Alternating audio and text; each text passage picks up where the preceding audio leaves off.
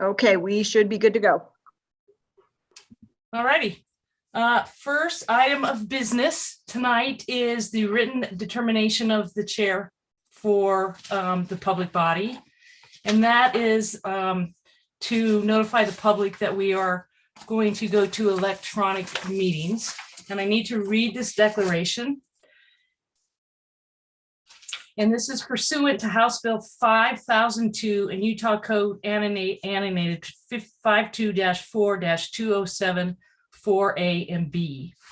Whereas the Utah Open and Public Meeting Act provides that a public body may convene and conduct an electronic meeting without an anchor location if the chair of the public body makes a written determination that conducting the meeting with an anchor location presents a substantial risk to the health and safety of those who may be present at the anchor location, and states in a written determination the facts upon which the determination is based. And whereas the Grant County has a high level of COVID-19 transmission and Moab City Council meetings require attendance by individuals at higher risk of severe illness from COVID-19. And whereas the health and safety of those in attendance is best served by holding electronic meetings of the council.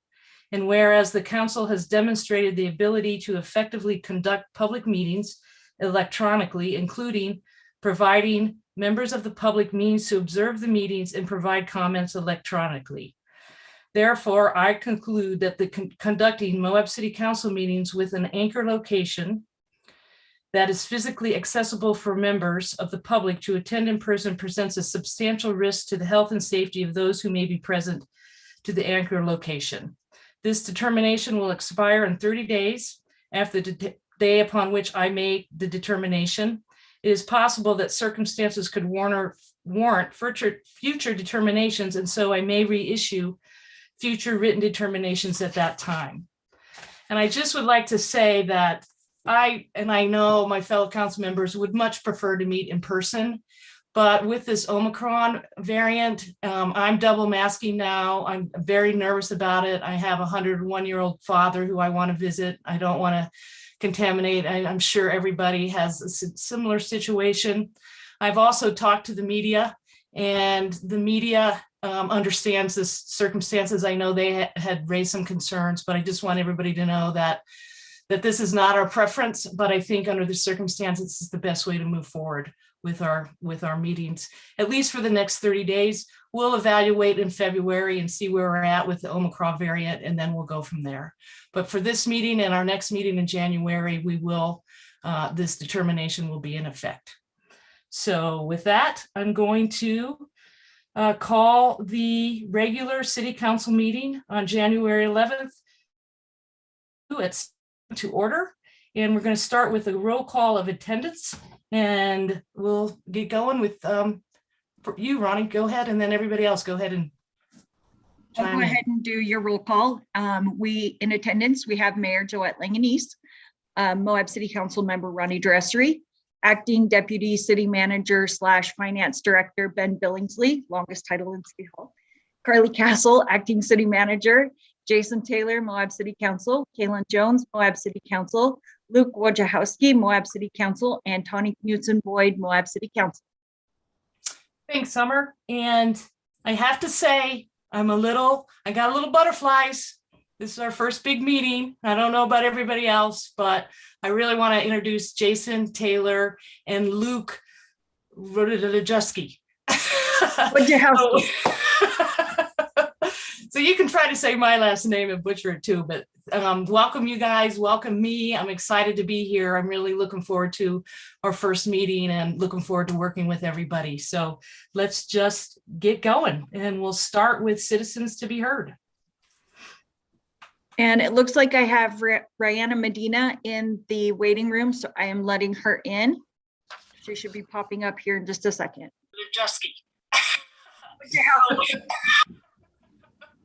So you can try to say my last name and butcher it too, but welcome you guys, welcome me. I'm excited to be here. I'm really looking forward to our first meeting and looking forward to working with everybody. So let's just get going, and we'll start with citizens to be heard.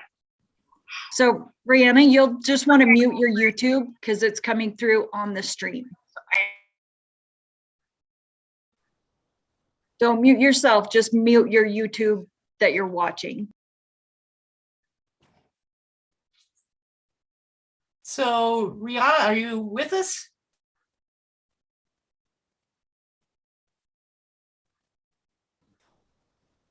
Just give her a few minutes to. She just needs to mute her YouTube video and then pop back on with her microphone. Summer, can you remind us, is there still a delay for people who call in? It's about 30 seconds. Well, Okay. It's not even that. It's about 10 seconds with Zoom. Okay, thanks.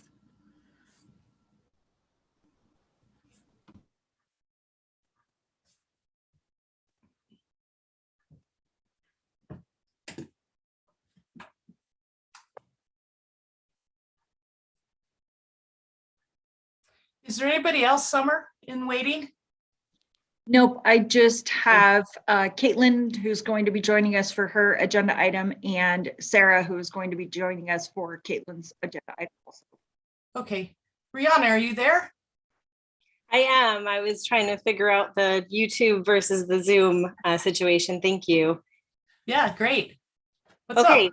2 minutes. So I'm going to say that I'm really glad to see the Walnut Lane project on the agenda tonight. And I, from my heart, want to address the council and mayor to urge you to consider moving forward with affordable housing on the Walnut Lane project. I know that you have some options tonight, that you have a vote coming up. At the Multicultural Center, we have just been dealing with two kind of large place displacements, one on the Cane Creek Boulevard redevelopment, and then the more recent one on the 200 North, 200 East property. And it's been, it's just so hard to see up close. It's really, really hard. This is the hardest I've ever seen rehousing. It's always been hard, but it's extraordinarily hard right now. And I can't imagine the crisis of epic proportions it would be if everyone on Walnut Lane were to be displaced. So thank you for your time. I know I only get 2 minutes today, but I really, in the interest of preventing homelessness and for creating housing for everybody in Moab, especially those who are vulnerable, who have a lot of barriers, there's just nowhere else for people to go right now. And thank you for considering moving forward with that project. And please, if there's anything that I can do as a citizen or the center can do to support the city in that endeavor, we're ready to help. Rihanna, you sent an email about some potential funding. Has anybody responded? I know you sent it to me, and I have not had a chance to follow up on that. So has anybody gotten back to you to have a further discussion about that potential funding? No, not yet, but Okay. I did notice in your notes that it's similar to the ARP funding, but this is an additional one-time ARP gift that there's 12 million, almost 13 for outside of the Wasatch Front, and it's there for the taking for housing projects like this. Okay, great. Thanks. And Carly, maybe you and I can get together and look into that a little more. Thanks for following up on that. Thanks for coming today. Really appreciate your input. Thank you. You bet. All right. Anybody else out there, Summer? I do not have anyone else in the waiting room. All right, just so everybody knows, written comments will be accepted today until 7 o'clock. There was a little bit of an error that went out in the packet, so I just want everybody to know if you have some written comments, normally they're due at 6 when the meeting starts, but today we'll extend that till 7. So, but from here on out, written comments will be accepted until 6 o'clock. But tonight, if you have anything, please feel free to submit them until 7. Okay, moving on to the consent agenda. We have one item on the consent agenda that we're going to have to take out, and that's item 4.2, the confirmation reappointment of Kaya Merrifield to the City Planning and Zoning Commission, because Luke has a conflict there, so we're going to have to vote on that separately. So we're going to remove section 4.2, and then we'll vote on that after the consent agenda. The other items are consulting contract with Red Hill Strategies, confirmation of reappointment of Jessica O'Leary to the Moab City Planning and Zoning Commission, and the approval of the December 14th regular meeting minutes. Ronnie, I know you had some questions regarding the Red Hill Strategy contract. I feel like, we responded to your questions. Are you satisfied with those responses? Do you need any more information? No, I was thinking maybe you could just recap for people watching. We've used consent agendas before at the city, but not, I would say, regularly. So maybe just for people who are listening, who are trying to get to know, the format we're using moving forward, just to make sure I understand and I'm giving them the right information. We are planning to use it more, right? And just so people watching who may not be familiar know, the consent agenda is a tool which allows us to make a motion and vote on several items at once, just kind of to save time. But if we're going to have discussion or something, then we have to pull items out or separate them from that whole list. Well, I think you've explained it quite well, so I don't know that I need to say any more. I mean, unless Bill, Ben, or Carly have anything to add to that, I think that's exactly correct as to what you said. So with that, I am going to call for a motion to approve the consent agenda with items 4.1, 4.3, 4.4, and 4.4a. Do I have a motion to approve? I'll make a motion to approve the items on the consent agenda, removing item 4.2. Motion made by Tawny. Do I have a second on that? Second. Seconded made by Kaylin. I'd like to see if there's any discussion. We'll start with you, Tawny. Do you have any discussion? I do not. Kaylin? Nope. Anybody else on the council? All right, we need Ronnie. Oh, I don't really know if it's discussion, but I put on the shared document, just FYI to people in case you missed it there and you just like knowing these trivial things. In the past, we've had the same lobbyist as Grand County Commission. It looks like, at least for now, we'll probably have different ones. So just something for us to all keep in mind when we coordinate. Great, thanks, Ronnie. All right, roll call vote. Start with you, Tawny. Aye. Kaylin? Aye. Luke? Aye. Jason? Aye. Ronnie? Aye. Motion passes unanimously. Next, new business. Community organization liaison. Donna, Yeah, what did I do? we gotta do Kaya. Oh, Kaya, thanks. I knew I was going to miss that. Thank you so much. Please feel free to do that for the next few meetings or whenever, because I'm sure I'm going to make some errors at some point. Thank you. All right, so next we need to have a motion to confirm reappointment of Kaya Merrifield to the Moab City Planning and Zoning Commission. And Luke, I believe you have a conflict. Would you like to state that conflict? Yeah, I just have a personal relationship with Kaya. Okay, so you'll be abstaining from this vote? Yes. All right, motion to approve appointing Kaya to the Planning and Zoning Commission. Made by Ronnie, So moved. second. I'll second. Seconded by Tawny. Any other discussion? I think we're good with that. Ronnie?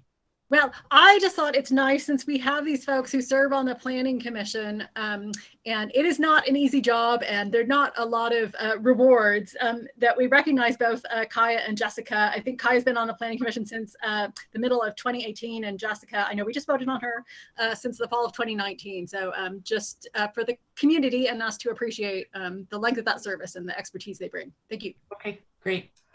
Tawny, do you have any comment? I don't. Okay. All right. Anybody else? Roll call vote. Ronnie? Aye. Tawny? Aye. Kaylin? Aye. Luke? Oh, you abstained. Jason? Aye. All right. We've got 4 in favor and 1 abstention. Motion passes. Okay, now we move on to new business. Community organization liaison board assignments. Normally this would be an action item, but because we're also new and people are just learning, I'm getting new information on other committees, seems like on a daily basis. And Summer, if you wouldn't mind putting up that committee list on the shared screen for council members to be able to see. I've talked to most of you guys about this, and I think the way I'd like to handle it today is just to kind of review the committees and the boards that are available. And then what I'm going to do is have this emailed to you all. And then over the next week, if you could just fill in the blanks as to what board or committee you're interested in serving on, get that back to me by Monday or by Tuesday of next week, by a week from today. So by the 18th of January. And if there's any, if there's any duplicate, then I can follow up with you guys individually. And then at our next meeting, we can vote on the whole appointments at that meeting on the 25th. So I just wanted to go over these boards and committees with you.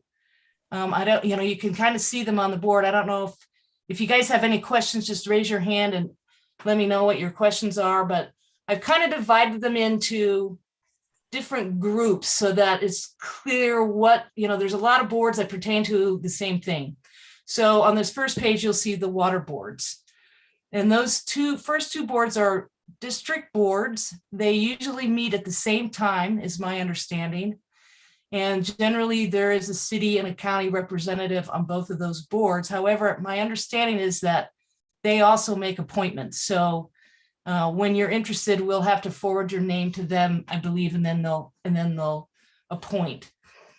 The Moab Area Watershed Partnership, the Utah Water Quality Board. Carly serves on that board. That board is appointed by the board, so we really don't have a say, but we can recommend who we would like to sit on that board. And I believe Emily sat on that board, and now Carly is on that board. So I think that's going to have to stay the same, which is fine. Carly's excellent to be on that with her background in water. We've got the Water Conservation and Drought Management Advisory Board. We're going to have a bigger discussion about that.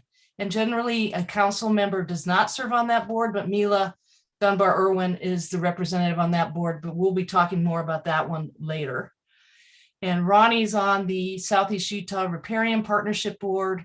And I'm not sure about Mill Creek Community Collaborative, if that's still happening, if that's still a board. Yeah, Ronnie? Yeah, so just to help you guys who are new know, the mayor and Karen were on that one, and I would agree with you. I'm not sure. I'm guessing they're still continuing, but we should probably verify. Okay. And then just in general well, let me know when you're ready for kind of some questions. I'll let you go through lists and let me know when you're ready for some questions from us. Okay, that's great. Next up are county special service districts. These again are all county special service districts. And you can see what they are. They're mosquito abatement district. That's Chance Golson. Ronnie's on EMS. Tawny and I think Ronnie are on EMS. Solid waste is Kaylin, and recreation is Patrick Trim. So we can switch these out. We do have the ability for both of us to serve on the same boards if we want to. So that's an option. So just because there's two city council members, Carly's assured me that it's always nice to have more city representative on these boards, but that's something for us to all determine. Then we've got the economic and tourism boards, airport, travel council, chamber of commerce, trail mix. I know that Corey is on the trail mix board. I'm wondering if Annie would be the appropriate person, but that's something for staff to determine, I think. And then the Museum of Moab.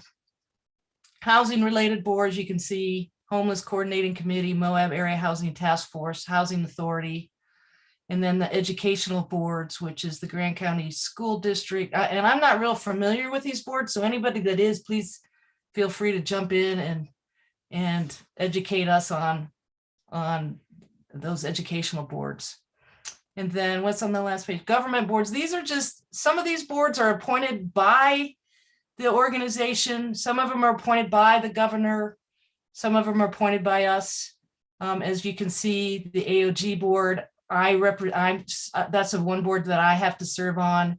The Utah League of Cities and Towns. Emily used to be on that board. Currently, it's Logan Munson from Blanding who is appointed, but that board appoints who serves on that particular board.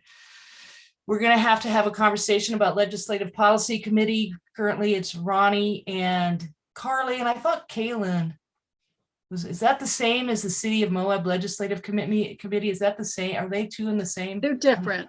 Okay. And then the Transit Board, Kaylin serves on that. I was on that too as a community member. Tailings Committee, Ronnie and I are on that board. Community Renewable Energy Agency Board, Grand County and San Juan System of Care Resource, the Colorado Association of Ski Towns. Planning and Zoning Commission, we've had some conversation about this in our meetings. This would be a new position where we have somebody from the council that would participate in the Planning Commission meetings, but not serve on the commission, as a way for us to be more informed of where the commission is coming from. There's some debate whether this is a good idea or not, but in the meantime, I'm going to leave it on there. And then another new board is the City County Joint Committee, which I'll be talking about under my reports at the end of the meeting. But there's a lot of committees and a lot of boards. And so it's important for us to be represented on those boards. So Ronnie, why don't you go ahead and provide some more discussion on this? Okay, since you have, let me see what makes the most sense here. Sorry, I got some notes. So one of the questions I just had for colleagues, and I don't know if you want to keep the list up or switch the screen so we can see each other. I don't really care, but in case that helps anyone. First thing was just for colleagues, obviously with the changes in new board members, we've had some council members leave who served on boards, which, for the time being have no coverage. So it would be exciting if people picked up on those. But I also realized because some of us served on some of these boards as community members and some of us served for the city, there is now some duplication. And I agree that can be an advantage. I also just wanted to ask the group if we were at all concerned we're going to have trouble getting coverage with all the other stuff if we do duplicate. I mean, it might be a good idea to just keep it the way it is for a year and see how it's going. However, I know something like water is really big. I know it would help me maybe in the coming week when we're all reviewing this list, if we can put the times of the month and times of day when those individual water groups meet, that'll probably help some of us figure out if these are even meetings we could make, with conflicting meetings. But I know, Mayor, you had discussed the possibility of having workshops on water at every meeting, or I don't know, workshops or at least agenda items. And to me anyway, I think a lot of us ran on or have been talking about water being one, if not the most pressing issue we have. So it does seem to me beneficial, and this might just be my opinion, but that all of us are getting an education on water, but we're also approaching all these meetings efficiently. So I don't know what everybody was thinking about, whether it makes sense to try and get the same one or two council members to all the water meetings or to split it up. But I was just kind of interested in people's thoughts there because that'll make it easier to sign up for stuff or not. Plus, I know, Joette, there was a request from Sarah Stock at the county for someone to attend a water monitoring meeting this coming Friday. So that might be a side thing, but I think they might end up establishing a group on water monitoring. So it might end up being a separate meeting. I think she can fill in Friday. And then I didn't see on the list, but when you send out the list, we can add it. We also have created under our water conservation plan, the Moab Spanish Valley Water Providers Coalition. And I didn't know if the intention had ever been to have council members on that, but if so, I didn't see it on the list.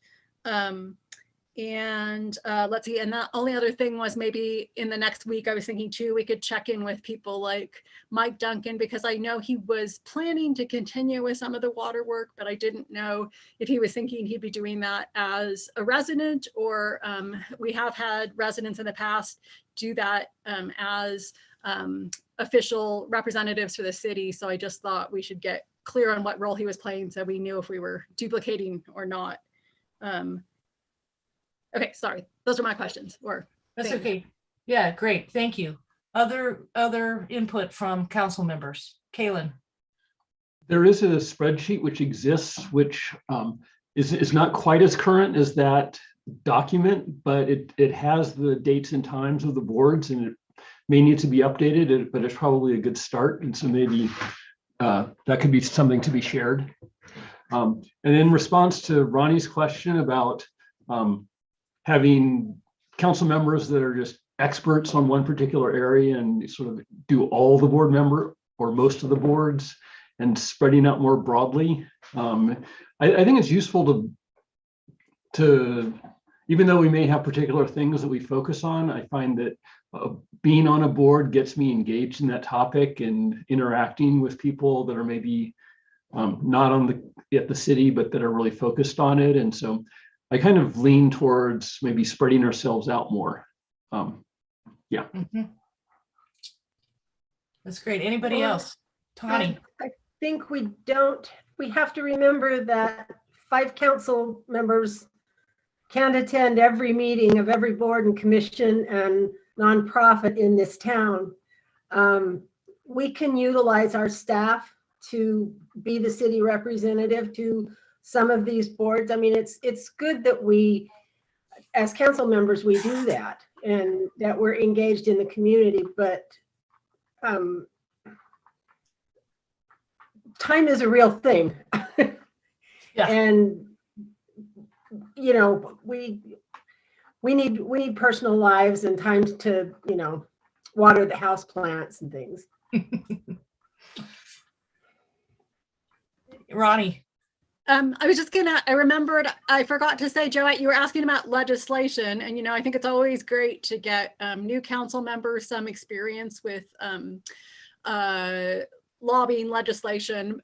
So I'm just going to encourage Jason and Luke to think about this. We have the Legislative Policy Committee, which is a kind of a committee within the Utah League of Cities and Towns, and we can put 4 people on there. So I think in the past it was there was at one point anyway where Joel and Carly and the mayor and I think were on there. Or there was a period where Tawny and I were on there. I think maybe with the city manager and the mayor. But those can be useful, and we can talk to you guys in the next week about, so you understand that one. But then last year we discussed how it might be valuable if there was like a subgroup of people during the legislative session who met just to kind of keep our eyes on certain bills that looked like hotspots and then report back to the other council members. So that was like a little group that was more active during the legislative session. We didn't do as much in the interim, but could. So but anyway, I was just going to put that out there. Tawny and Kaylin may have, you know, other suggestions, but I think it's great if new people get wet feet that way. Yeah. Tawny. Yeah. Anybody, I think, I might be wrong. Any one of us can attend those Legislative Policy Committee webinars or however they're held these days. It's just, we can only have, is it 4 or 3 people that vote? I mean, anybody can attend those. You don't have to be a voting member to attend. Okay. Great. Good point. Anybody else? And I'll just put in one other plug for CAST, because Kaylin's probably gone to the most of those. That's the Colorado Association of Ski Towns. And you know, this depends on our budget and ability to go to those meetings. But you know, I don't know how you feel, Tawny and Kaylin, but I felt for a long time like those were the most valuable networking meetings we had the opportunity to go to, just because we would go to some Utah League of Cities and Towns meetings and it was hard to relate to most people. But I felt like when we went to the CAST meetings, 80–90% of the people had the same issues we had in terms of housing, in terms of rural resort community, et cetera, et cetera. So my advice would be that we try and encourage different people from the council to go at different times, just because it can be real refreshing when you're starting to burn out to be in a room with people who can relate to your issues. Thank you. Great comments. Anything else? So, you know, my understanding is we can appoint community members that we are confident in and that we trust to serve on some of these boards as well. You know, you brought up Mike Duncan. I think that's something that we should follow up on and see, you know, and I guess we have to look at the board to see what their bylaws are to determine if that's something that he can serve as a resident, or if we want to maybe include him again and vote for him to be our representative. And in terms of the Spanish Valley Water Providers Coalition, we'll include that, but I don't think council members or the mayor are involved in that conversation. So yeah, Carly, why don't you talk a little bit more about that? We're not creating a board for that. So that's an effort to do some studies and planning, and it will be mostly staff led because it's going to be some technical work. And as the studies are being developed and the work is being developed, we'll like take it back to the respective authorities like Grand County, San Juan County, the city to approve of like actions. So I want to clarify, we're not creating a board because that creates like public meetings requirements. And I don't mean to do that. Maybe someday we do move to that model once like this new coalition is established and we're having coordinated and joint efforts and projects. That makes a lot of sense. But for now, it's more just coordinating the work of an engineering consultant and facilitator. Great. Thanks for that clarification. Appreciate that. And we'll be talking more about this on our, I think it's the 22nd meeting. We'll be getting an update on the water conservation plan, and this coalition group is part of that plan. So we'll be hearing more about that here coming up very soon. All right, any further discussion on community organization liaison and board assignments? I'm going to ask staff if you wouldn't mind drafting an email for me to send to the council on and include that document with the times and the dates, if you can find that spreadsheet that shows when those boards meet. And if we could have council members respond by the 18th, and then we'll have further discussion next week before the meeting on the 25th. So thank you, council members, for your really valuable input on this. I mean, it's a big deal. That's a lot. And these are like kind of branches of what we do out in the community. So it's good to get this going and participate in these various committees and boards. Okay, moving on. Appointment of the 2022 Mayor Pro Tem. And I would like to appoint Tawny Knudsen-Boyd to continue as the Mayor Pro Tem. So I'm going to ask for a motion to appoint Tawny for the 2022 Mayor Pro Tem. Motion made by Tawny or Ronnie. Do I have a second? I move to appoint Tawny Knudsen-Boyd as the Mayor Pro Tem for 2022. Thank you. Second. I'll second that. Second by Kaylin. Discussion, Ronnie? Kaylin? Tawny has done a fine job of chairing the meetings in the rare absences of the former mayor. And so I hope you're not gone too much, but I'm happy to have it rest with her capable hands. Thank you. Anybody else? I can't remember if I vote or not. Yeah, you can vote for yourself. Okay. I would assume. All right, we've got a motion to approve Tawny as the 2022 Mayor Pro Tem. Roll call vote. Ronnie? Aye. Kaylin? Aye. Luke? I Jason? Aye. Tawny? Aye. Motion passes, all in favor. All right, last appointment, council member response, reviewing the city bills in 2022, and I'd like to appoint Tawny Knudsen-Boyd to continue doing that. I know she's done a fine job, so if I could have a motion to appoint Tawny to that role. I will move to appoint Tawny to the that role. Okay, thank you. Do I have a second? I'll second. Seconded by Jason. First second, Jason. Way to go. All right. Any discussion? Kaylin? Nope. Jason? No. Anybody else? All right. We have a motion to approve Tawny Knudsen-Boyd. I just want to say, everybody should do that 1 year at least. Yep. It's not terribly glamorous and it's not very exciting because you never find any mistake.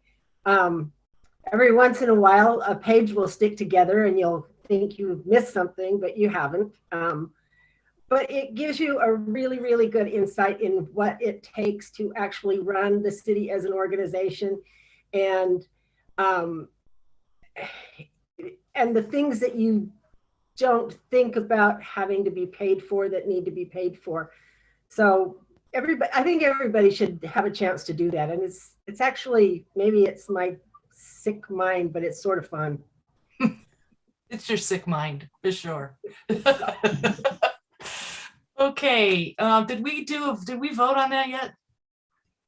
No? Okay, roll call vote. Kaylin, Aye. Jason, Aye. Ronnie, Aye. Tawny, Aye. and Luke. All right, motion passes 5-0. And that's it for new business. Now we're going to move on to old business, and we're going to turn the time over to Caitlin Myers. Unfortunately, this is, I think, her last day. She's done an excellent job. Really appreciate all the work you've done. Going on the tour of Walnut Lane was very eye-opening, and your passion came through very loud. And so thank you for taking the time to show us and to meet with us tonight, to let us know the history and the process moving forward. We have possible action on this item. We don't have to take action, unless you guys are really ready to go. But we could if we wanted to. And if we don't, we're going to have to go into an executive session, have some conversation, and then come back out. And then we can decide if we want to move forward with an action or if we want to table until the next meeting. So Caitlin, go for it. Thank you, Mayor. It is my last day, so before we dive in, I just want to say thank you to all of you for prioritizing this project over the last couple of years. It's been a challenge, but it's been really worth it. And I also want to say thank you to Rihanna for her comments she made during Citizens to be Heard. The Multicultural Center has been a critical partner for us on this project, and I'm so grateful for them. That said, I'm gonna share my screen and walk through a presentation. So this is going to be an overview, kind of walking through some of the information in the packet. I realized it was a dense amount of information, and the primary reason for giving this overview is to bring the mayor and 2 new council members up to speed. So at any point, if you have questions or if you want me to skip through something quicker than I'm going, feel free to interrupt me and let me know to just keep moving. So that being said, I will give an overview of Walnut Lane. So starting off with project information, the Walnut Lane project is located on Walnut Lane in the heart of downtown. It's just under 3 acres. It is zoned R4. And in about a year ago, we received pad approval for an 80-unit development. When the city purchased it, it was a 37-unit manufactured home park. And over the last few years, we have been working on plans to redevelop it into an 80-unit affordable, sustainable multifamily development. So just really quickly on the side, this is an older version of kind of the trailers that we have on site. So it's a mix of tenant-owned trailers and city-owned trailers. Walking through the timeline, the city purchased the property in October of 2018. And then I was hired in September of 2019, which is when we really hit the ground running on this project. So in early 2020, we rezoned the property to R4. As you can see from this map, when the city first purchased it, it was split zoned with about a third of the property, well, about half to a third zoned R2. Based on the Park Drive neighborhood above it. So we rezoned it to R4, so it's all the same zoning. In March of 2020, we did a request for proposals for master planning services. We selected Architectural Squared out of about 10 bidders. Architectural Squared is a Moab-based architecture firm, and they hired Set Engineering, DHM Design, Chicon, and a few other subcontractors to help with master planning services. So the primary things they guided us through was kind of setting priorities for the project, doing public outreach, developing a master plan, developing a phasing plan, establishing a pro forma and a project timeline. Walking through the site plan, this is the approved site plan that was approved for the pad development last year, and we'll get to that in the timeline. But walking through the site plan that they developed, we are looking at an 80-unit multifamily development with 3 apartment complexes and a handful of duplexes and possibly townhomes. Some open space throughout, either through planned open space or through dedicated drainage areas. So a mix, trying to do a mix of more dense housing, sufficient parking, and open space for tenants.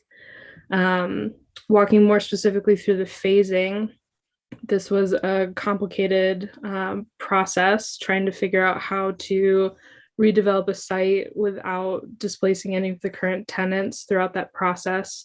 And so this is the phasing that we proposed and has been approved. So the first phase is in the southeast corner of the site. It's developing 4 stacked duplex buildings, total of 8 units. And the goal would be to move 7 or 8 of the households from the southwest corner of the site into those trailers.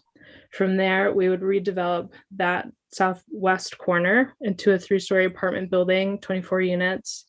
And then from there, we would relocate all of the rest of the tenants in the park into that apartment building and redevelop the back half. So the first 2 phases are focused on relocation of our existing tenants out there. We have 26 occupied trailers on the site. And all of our tenants have left over time. Just naturally, they've decided to vacate the site, or the city has established an agreement with them that they decided to leave. So and I'll get to that with property management, but we have 26 households actively living at Walnut Lane right now. So that's the general phasing that we established with Architectural Squared. In May of 2020, the city took over property management services. We terminated our contract with our previous property manager and took it over internally as staff. So that's planning department, public works, finance department are the 3, and the attorney. We were working extensively, spending a lot of time and resources toward property management, establishing new systems. And that's been a large overhaul. More specifically, Public Works has had to hire new staff that is at one point was specifically dedicated to Walnut Lane, working on maintenance, being at the site every day. Since then, we've switched back. So several people working at Public Works are out at Walnut Lane most days. I think are spending about half of their week working at the site. Most commonly, they are repairing leaks in the trailer, so water leaks, plumbing systems, repairing and replacing furnaces and swamp coolers, depending on the time of year, cleaning up the site, dealing with pests, dealing with electrical systems, kind of general maintenance. Over the last 2 years, we've made some pretty big changes for property management as well. We had to remove a number of trees at the site, primarily because they were sick. They were dropping branches on trailers and damaging units. We have removed a number of trailers on the site. I believe to date we've removed 3 of them. We've relocated 2. And we have we're working on getting permits to demo 3 additional trailers. So we also have provided emergency housing for MBMC clients. We've had to relocate 2 households into units elsewhere on site just to get them into safer housing units. We have also done a lot of work on the site, major changes in preparation for phase 1. Naturally, the units that we already had to demolish because they were vacant, those were all in the location of phase 1, and so it was just the most natural place to start. But with that, we have still needed to demolish and move a couple of trailers. There's still one trailer on the site that we're in the process of demoing. We've also done some work to move power lines, relocate other trailers to make sure that we have driveway access. So over the last couple of years, we've been doing a lot to prepare the site for redevelopment. Going back to the timeline, once the city took over property management, I think a few things changed on staff with how they saw the project. And so in November, we issued an invitation for bids, or an IFB, for manufactured or modular homes. Initially, the plan was for manufactured homes to provide more temporary housing to replace the existing units on the site with manufactured units while we were getting ready for redevelopment. But through conversations with council, we amended that to also include modular homes. We received 7 bids for manufactured and 3 bids for modular unit types. And we decided to, in December, proceed with a contract with IndieDwell, which is a modular builder based out of Pueblo, Colorado, to build the 4 duplexes in phase 1 of the project. We decided to do modular because it made more financial sense to just proceed directly into phase 1. We were given guarantees that it would be a quicker process than doing stick built. It would be less invasive for tenants because modular would take less time to set up on site than stick built being developed there over time. So we signed the contract. Really quickly, just showing the plans that we received from IndieDwell. They were 2-bedroom, 1-bath units. So this is basically the same floor plan on the bottom floor and the top floor of a stacked duplex with all of the bottom units being ADA accessible. And this is just a quick elevation to show, shed roofs, stacked duplex, one on top of another. Moving on to 2021, which was an exciting year. In February, we received preliminary pad site approval for the 80-unit site plan that I showed earlier, which was a huge milestone. And so between December and March, myself and a few others on staff worked with various engineers, surveyors, other contractors to prepare contracts and documents for getting ready for phase 1 final plan, especially since we had identified that the IndieDwell units fit in with the already proposed duplex units that we had in the master plan. We started moving forward with phase 1. In April, moving forward with phase 1, we acquired a $6.5 million sales tax revenue bond from Zions Public Finance, which would cover the projected cost for phases 1 and 2. And we can jump over to the pro forma after this presentation. In May, about a month later, IndieDwell notified the city that they couldn't meet the requirements outlined in the agreed contract for services. Around the same time, they also submitted building plans for the plans that I showed you on the previous slide. In July, we had several conversations internally with IndieDwell and with staff and with council. In July, we sent a notice to cure to IndieDwell outlining the need for them to cure a performance bond issue, a delay in the agreed upon schedule, and their expressed inability to complete the contract for the agreed upon price. They responded by the end of July, and in early September, the city determined with council that IndieDwell did not cure, and the contract was terminated. At the September 14th meeting, staff facilitated a conversation with council, and at that meeting, council recommended staff proceed with design bid build for phase 1, moving forward with a similar duplex design. And that's kind of the last conversation that we've had with council related to Walnut Lane in this setting.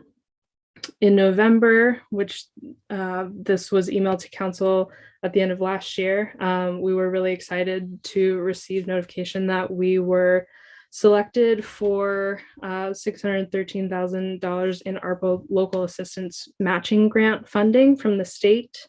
The city applied for 3 projects. The Walnut Lane project was the only one in the Moab area that was selected. So it was a really exciting day to receive that news. So the $613,000 was applied for kind of gap financing to continue forward with phase 1, considering increased costs for construction and other things that are just kind of going along with the craziness of development at this time of the year, or this, this moment in time. So that's a very brief overview of the project timeline. I can go over the pro forma if you would like. If you have general questions, we can do that. So I'm going to stop my share for now. I don't know if Ben or Carly have anything to add to that, or other council members, if there's anything that I missed from the last 2 years. Thanks, Caitlin. Mhm. Ben, Carly, do you have any? Very nice. Thank you. That was very thorough. So questions from council for Caitlin? Well, I'm fortunate. Sounds like things are moving along quite well, and then bam, that's very unfortunate. Okay, Caitlin. So on the pro forma, there's a construction loan listed, and it's amortized over 35 years, and it has virtually the same interest rate as the permanent loan amount, which has a shorter amortization period. So I'm wondering if you or Ben could describe. Typically, I thought construction loans were both shorter. I realize it may be amortized over a long period, but that the interest was longer or higher. So I'm wondering if you could just explain how that ties into the rest of the pro forma. Sure. So I haven't received specific numbers for the permanent loan, so that's kind of best guess. But the construction loan is based on conversations that I had with another branch of Zion's that does construction lending for affordable projects. So they present, and just as a disclaimer, this conversation with Zion's was probably end of 2020. I haven't spoken to them since then, because the plan wasn't to get the construction loan until we were ready for phase 3. So those numbers definitely have probably changed since then, but because we were dealing with an affordable housing branch of Zion's Bank, they were offering substantially lower interest rates and longer amortization schedules for those loans than going to a more traditional bank. But I would take those numbers with a little bit of a grain of salt. It's really hard to know what interest rates and amortization schedules will look like in a couple of years for those. Okay, thanks. But they are, yeah, you are right. They usually are higher interest rates. Okay, and then another question, looking back through old documents, and I'm not sure if I have the exact right one, but the pro forma that we had when we first decided to move forward showed, for the 15-year bond, showed a loss at 5 years of 38,000 and a net gain at 10 years of 66,000. So it seemed like it was roughly penciling at the 5-year mark. And now we're looking, according to the new pro forma, being down nearly $1 million at 5 years and still 662,000 at 10 years. So it seems like the economics of this have gotten worse, even though it does, like, presuming that all the variables are correct or it works out better, that at the end of the day, it is a net benefit financially, not to mention the community benefits of providing the housing. But just want to make sure that I'm understanding this correctly. I would say Ben and I have worked on updating the pro forma a bit since we last reviewed the pro forma, which is why some of the numbers have changed. We changed some of the assumptions for the cost of the project, so that definitely has gone up and changed some of the information, changed how this project pencils in the first few years. I might need to look at relook at why those numbers are so different between the two models, because I'm not sure. I would need to look more specifically at why those numbers are substantially different. It looks like the interest rate on the construction loan was a full percentage less. So okay, just, yeah, I don't necessarily expect you to at this point, but just trying to wrap my head around the changes. Thanks. So Caitlin, going along with that, do you know when it breaks even in between that 10 and 20 year mark?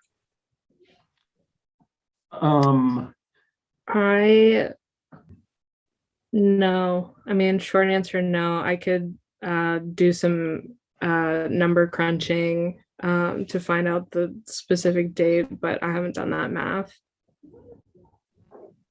Can I just ask, are you guys looking at the pro forma in the packet? The one marked January 5th, 2022? Yes. Okay, I might just be looking at the wrong line. The years look different to me. Thanks. Ronnie, I think that he's looking at in the when you're looking at the revenue projection in the lower left-hand corner, there's the 5, 10, and 20 year kind of summation of the first 5 and then 10 and then 20 years instead of looking at the specific years. Okay, thanks. Yeah, I was. Oh, so is it in there? Let's see. The model has the break-even point at year. Oh, okay. All right. Sorry about that. Say that again, Ben. The break-even point in that model as in the packet is at year 13.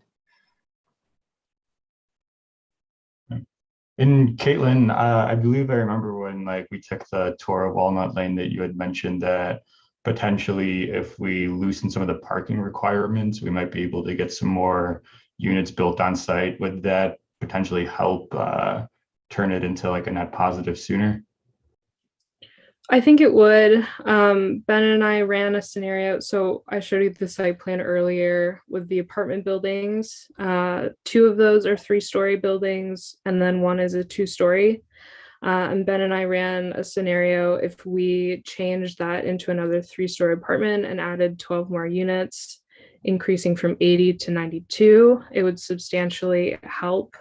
I think one of the challenges with the pro forma, kind of no matter how we nitpick the kind of rents and interest rates and that kind of thing, is because the priority is to relocate the current tenants, which are going to be in the lower income ranges.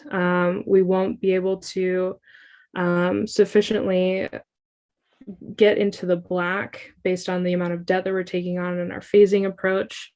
I mean, in general, we need the higher density and we need the moderate income and market rate units for it to flesh out. But I think it would definitely help, so that it wouldn't be year 13, it would be earlier that it would even itself out. But adding an additional 12 units definitely helps.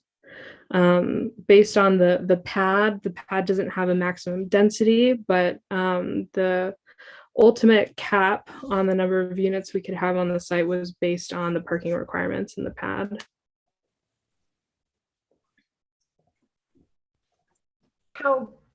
when you say adjust the parking requirements, how many parking places would that get rid of if we got 12 more units? It would be at least 12 parking spaces. It would be anywhere from 12 to 24 additional parking spaces for 12 units.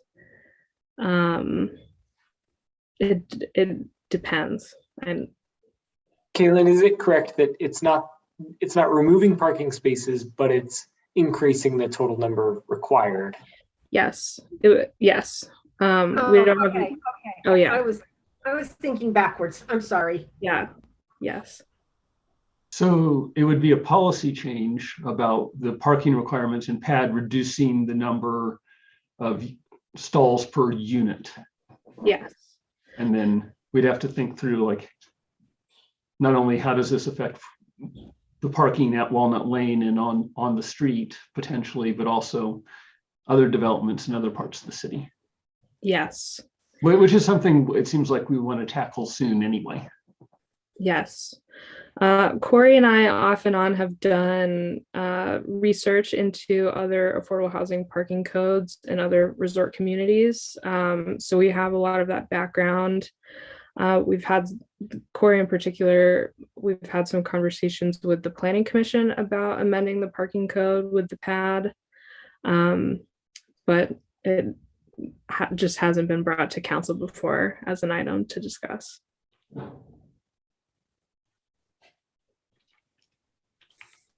Any other questions for Caitlin? Regarding was it the ARPA grant that we received the one time? Are there any sort of stipulations associated with it? Like, are there only certain things that it can be used for? Does the money have to be spent down by a certain time? Yeah, so the time frame on the spending is actually quite loose. So it's 2025 is when it has to be spent. And the only other restrictions are what we put forth in the application. So it was to fund phase 1 primarily. So that spend down time would be for phase 1. So like potentially, if we're assuming that everything on like the current pro forma that we have like is accurate and stays the same, like these numbers with the grant would kind of leave us at what is that, like 320,000 like in the red after year 5, and then potentially be in the positive sooner. No, I mean, maybe it would help, but we applied for the 600. The total amount is based on a calculation that Ben and I did to cover all of our projected cost increases that we've accrued over the past year. So the ARPA funding would help us make sure that phase 1 costs the amount that we initially thought that it would before 2021. But that, I mean, that's kind of it. It's additional gap financing to make phase 1 work as we initially proposed. So it would improve this pro forma a little bit. Some of the costs for phase 1 have been increased to show, because we weren't sure if we were going to get the ARPA funding. So there are some cost increases associated with phase 1, so it would help some. But I don't think it would help significantly in that way. Following up on that, seems like a few months ago we had a discussion about potential projects that could potentially be funded by ARPA, and it was both Walnut Lane and some other infrastructure. And so and I don't remember what the conclusion was. Like, did you apply for the septic projects as well, or is this money transferable to the septic if we choose not to use it on this, or it's committed to Walnut? Yeah, the local match funding that was awarded, the 613,000, is we use it on Walnut Lane, or it does not come to our community. And did you apply for money for the septic as well? Yeah. Okay. Thanks. Any other questions for Caitlin? No, I don't have any questions. I do not want to see this project die. This community can't, I don't know how we can withstand another trailer park being sold and scraped. I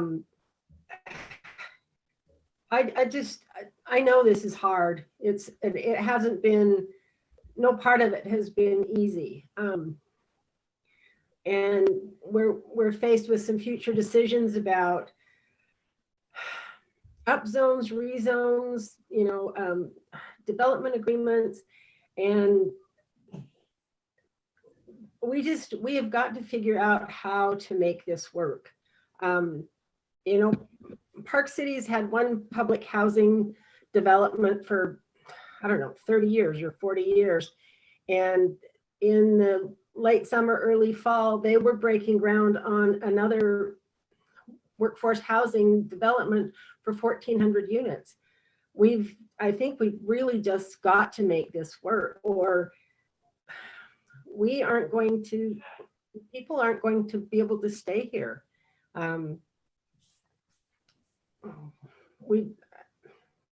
That's just my opinion, but I don't want to see this project die.